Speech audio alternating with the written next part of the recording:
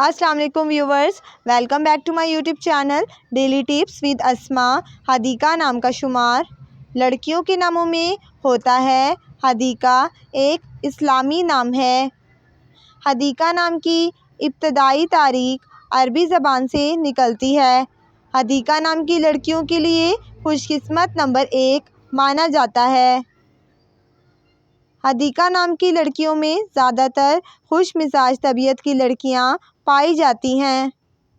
हदीका नाम की लड़कियां खुशकिस्मत होने के साथ साथ खूबसूरत भी होती हैं। हदीका नाम की लड़कियों के लिए खुशकिस्मत दिनों में बुध और जुम्मे का दिन शामिल है।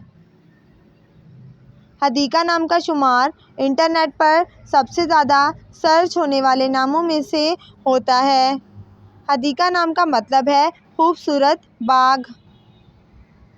खुशकिस्मती वाली धातु में हिंसों के हिसाब से कांसी शामिल है। हदीका नाम के अफराद के लिए मुआफिक रंगों में हल्का सब्ज, पीला और सुर्ख रंग शामिल है।